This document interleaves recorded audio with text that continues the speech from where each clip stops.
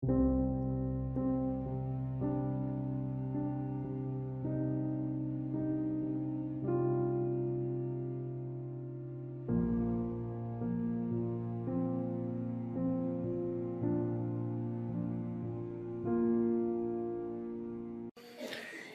este video estamos viendo la fianza, como hemos mencionado anteriormente. Hay otros videos que complementan el gran tema que son las cauciones. En el tema de la fianza tenemos que identificar su definición en el artículo 2335.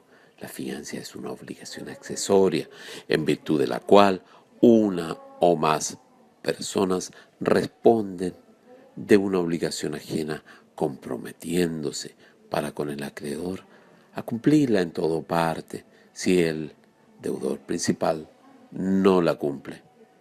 Hay ciertas características de la fianza, cuáles: consensual, unilateral, gratuito, accesorio, ¿ya?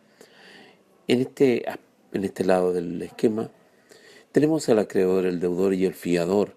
Las partes en la fianza son el acreedor y el fiador. Esto se manifiesta en que se puede afianzar sin orden y aún sin noticia y en contra de la voluntad del principal deudor. Esto lo ubicamos en el 2345, ¿ya? Aspecto bien importante. Es bien importante estos temas porque son recurrentes en la práctica forense y eso lo vamos a ver per secula seculorum. Unas características principales de la fianza es que es consensual por regla general. Hay excepciones, como es la fianza de tutores y curadores del 855, caso de la fianza mercantil del 820 del Código de Comercio y el aval de la ley 18.092. Tenemos ciertas características: unilateral, gratuito, como veíamos antes, accesorio, no puede obligarse a más en cuanto a la cuantía, en cuanto al tiempo, en cuanto al lugar, en cuanto a la condición y modo, en cuanto a la pena, ¿ya? Cuando nos referimos en cuanto a la cuantía, caso de la obligación principal sin intereses. En cuanto al tiempo, caso de obligación principal con plazo para pagar la deuda. En cuanto al lugar, caso de fianza que debe pagarse en lugar distinto al de la obligación principal. En cuanto a la condición y modo, es más gravosa si la obligación principal es pura y simple. En cuanto a la pena, caso de la obligación principal sin cláusula penal. Ahora, recordemos también el tema de la sanción del 2344. Deberá reducirse a los términos de la obligación principal. Bien importante.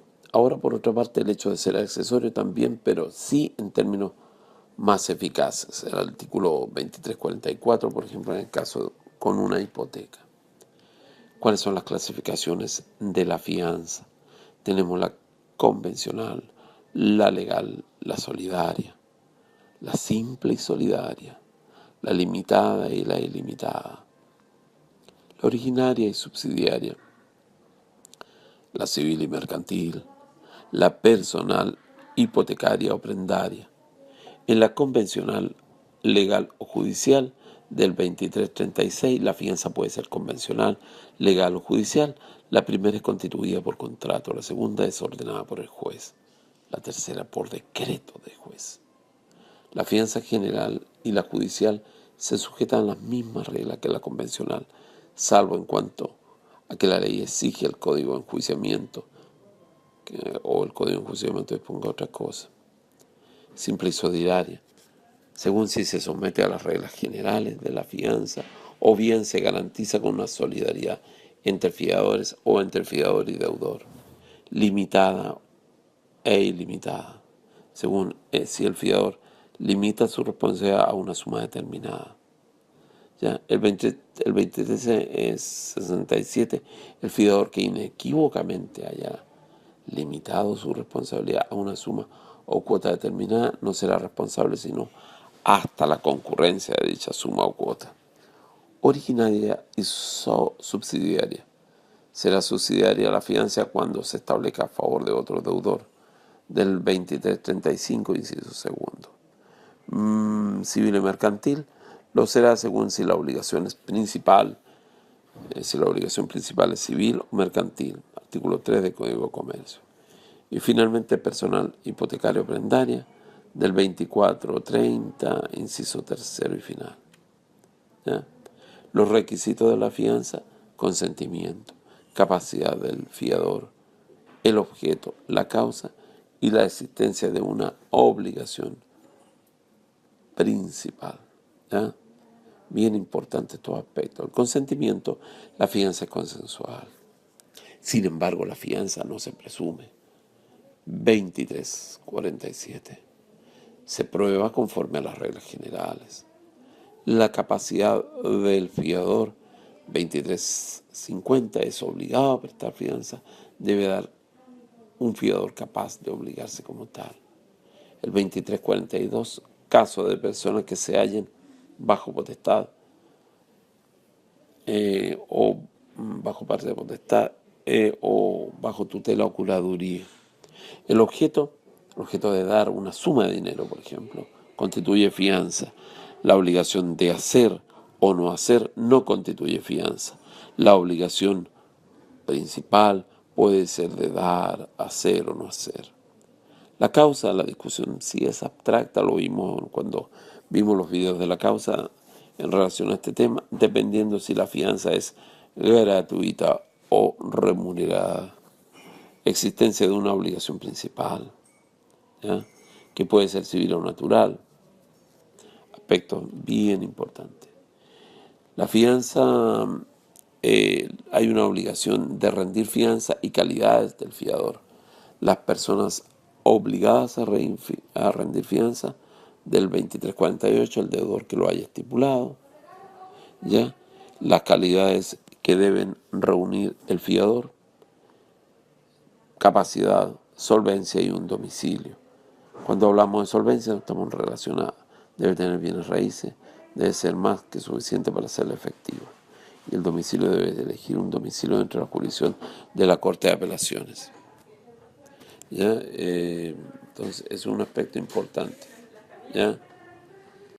En los efectos de la fianza, como estamos viendo, es bien importante entre los efectos entre el acreedor y el fiador, y entre el fiador y el deudor. Recordemos las figuras que tenemos: el acreedor, el deudor y el fiador. Entonces, entre estos tres personajes hay efectos que se producen. Revisemos entonces cada uno de ellos. Los efectos entre el acreedor y el fiador antes de la reconvención: pago anticipado. Antes que se haga, es bien importante este aspecto porque generalmente uno puede llegar a confundirse al respecto, ¿ya? Antes que se haga exigible la obligación, el fiador puede pagar al acreedor la obligación principal, 2353, exigencia de pago. Luego que se hace exigible la obligación, tiene el derecho el fiador a requerir al acreedor para que se persiga primero al acreedor principal, beneficio de ejecución anticipado. Luego, primeramente, tenemos el beneficio de ejecución y otras excepciones reales inherentes a la obligación principal, ¿ya? Esto lo tenemos como claro en el artículo 2354. Son excepciones reales las que emanan del contrato, como los vicios del consentimiento, dolo, fuerza, o excepción de cosa juzgada. Son excepciones personales del deudor, como su incapacidad. Estas no se pueden oponer. Ahora, por una parte, no procediendo el beneficio de ejecución o pagando, hay una excepción de subrogación del artículo 1610, número 3, y el 2355, el 2381, número 2. Y también tenemos el beneficio de división del artículo 2367, inciso primero. Se requiere que haya varios fiadores y que no se hubieran obligado como fiadores solidarios. No procede cuando un fiador cae en insolvencia o cuando un fiador ha limitado a determinada cantidad su obligación 2367. Ahora, el beneficio de ejecución lo vimos en otro video. Específicamente el 2357, el fiador reconvenido goza del beneficio de ejecución, en virtud del cual podrá exigir que antes de proceder contra él se persiga la deuda en los bienes del deudor principal y en las hipotecas o prendas prestadas por éste para la seguridad de la misma deuda. La naturaleza jurídica, excepción dilatoria, artículo 303, número 5 del Código de Procedimiento Civil. Procedencia, un carácter facultativo. Casos en que no puede oponerse, el 2358. ¿Ya? Por ejemplo, cuando se hubiera renunciado expresamente a él, cuando se haya obligado como fiador solidario, cuando la obligación principal es natural, cuando la fianza fuere judicial, cuando el deudor fuere declarado judicialmente en quiebra.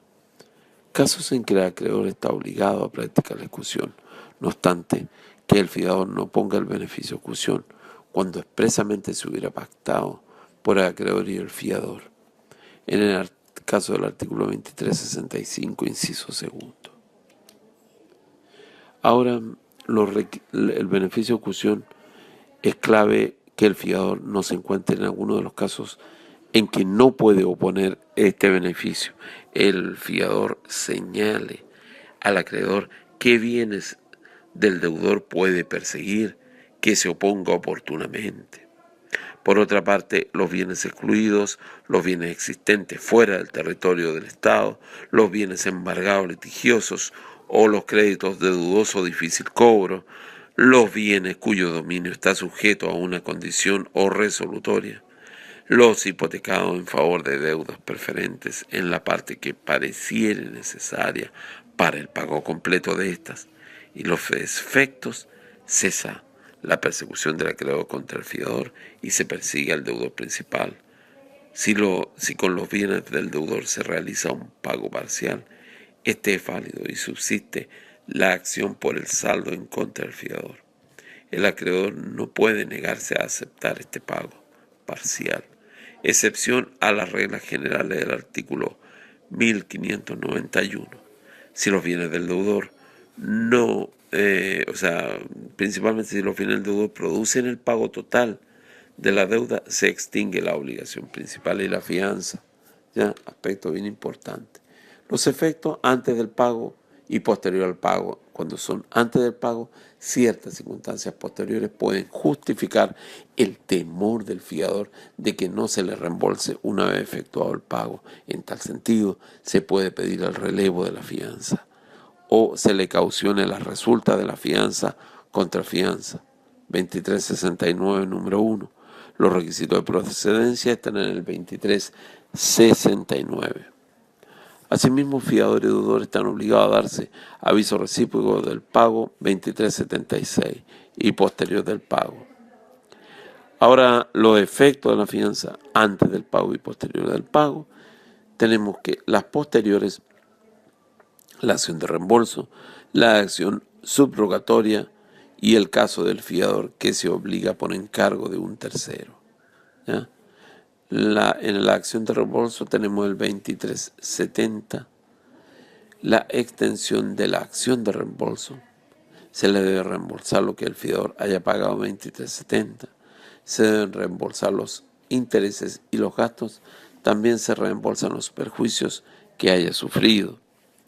Dentro de los requisitos de la acción de reembolso, que no se encuentre privado de la acción, que se haya pagado la deuda, que el pago haya sido útil, que entable la acción en tiempo oportuno. La acción subrogatoria, cumplida la obligación por el fiador, se extingue el crédito, ¿ya? Respecto del acreedor, pero subsiste íntegramente a favor del fiador que efectuó el pago. Fundamentos, el 1610, número 3. Caso del fiador que se obliga por encargo de un tercero, el fiador que ha pagado tiene acción en contra del mandante, sin perjuicio de que le competa contra el deudor principal. Eso está en el 2371, ¿ya? Los efectos de caso de los cofiadores, tenemos reglas generales, los derechos del cofiador que paga más de lo que corresponde y las excepciones de los cofiadores, ¿ya? Bien importante este aspecto. En el caso de las reglas, en el caso de las reglas aplicables, la regla general, la deuda se divide entre ellos de pleno derecho. La excepción, caso de insolvencia de un cofiador o cuando se ha limitado la responsabilidad a una cuota o suma determinada. Derechos del cofiador, que paga más de lo que le corresponde. Como beneficia a sus cofiadores, tiene derecho a reembolso. Artículo 2378. Excepciones de los cofiadores. Los cofiadores pueden oponerse entre sí las excepciones reales y las suyas personales. 2379. La extinción de la fianza. Aspecto bien importante. Puede ser por la vía consecuencial o por la vía principal. Si es por la vía consecuencial, la fianza se extingue cada vez que se extingue la obligación principal. La extinción puede ser total o parcial. Por la vía principal, la fianza se extingue ella misma por los modos generales de extinguirse las obligaciones. Relevo de fianza, pérdida de acciones, dación en pago y confusión. ¿Ya? Este es un resumido y apretado esquema de la fianza.